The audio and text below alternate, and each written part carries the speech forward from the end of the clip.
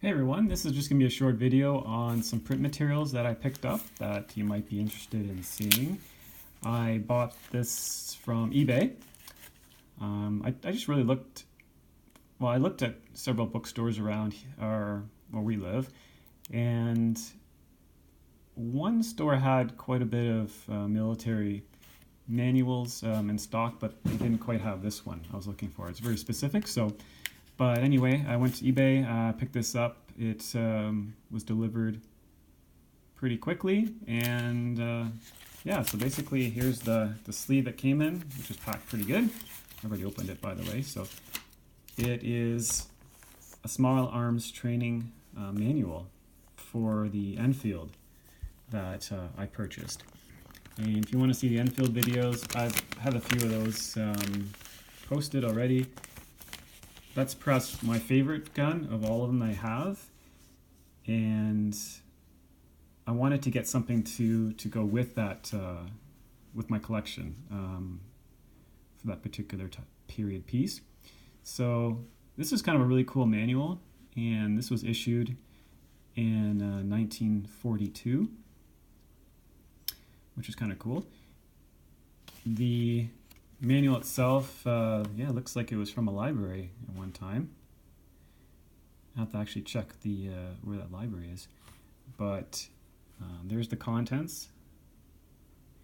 And specifically, I was curious about how to handle the firearms, so this is why I wanted to get this particular manual. If you would like to see any particular part of this document that I'm not showing in the video, let me know, and I can just make another video and show those items. But this is the main reason why I picked up this manual, is to get an idea of how they were training Canadian or Commonwealth soldiers in the use of this gun, showing how to hold it. So when I go to the range, I'm going to be trying to hold it the same way. And you can pause this if you want to see some details. There's a different viewpoint here, which is kind of interesting. Talking about how to load the gun. Just basically some things about how to advance and shoot, and it's kind of interesting that they recommend shooting in two cartridge bursts.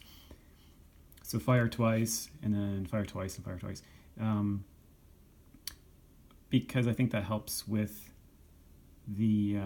with counting how many rounds are in the gun, and also they talk about how to shoot, I guess, the enemy, and to ensure that they're dealt with appropriately. So I guess firing a two-shot burst like that will increase maybe the hit rate or the takedown rate of, I guess, where we're trying to shoot.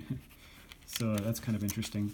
And there's different positions depending on how far one is away from the intended target. So the farther away, the higher the arm goes up.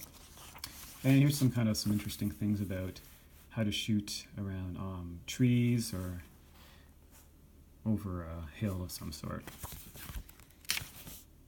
And that's basically it. It's just a very quick manual. Talks a little bit about how to train people from an instructor's perspective.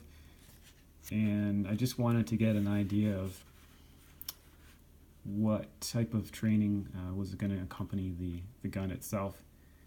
And it's pretty basic in terms of what it covers. I guess they had to get people in and out and get to where they needed to go during World War II, so I'm sure training was pretty minimal, especially during different parts of the war itself. The gun I have is from 1937, so I don't know if it had seen service in the war or not, but I guess it's likely that it could have just remained inside a holster. It was a Royal Canadian Air Force issued pistol or revolver, as it's stamped accordingly. So maybe the airman had this and just kept it in the holster and maybe didn't take it out. I don't know, but it's kind of interesting to see these details. Anyway, that's the video itself, and if you'd like for me to show you a different part of this, or if you have any comments or questions, or if you have one of these yourself, maybe some thoughts on it, whatever the case may be, I'm looking forward to your comments, or otherwise just watch it and maybe learn something, and maybe you'll find this as interesting as I do. So thanks very much, and I think I'll probably talk about another item that I purchased in regard to some print material. I think I have 2 more I can show you, and then we'll talk about some other things. So looking forward to doing that. Thanks, bye.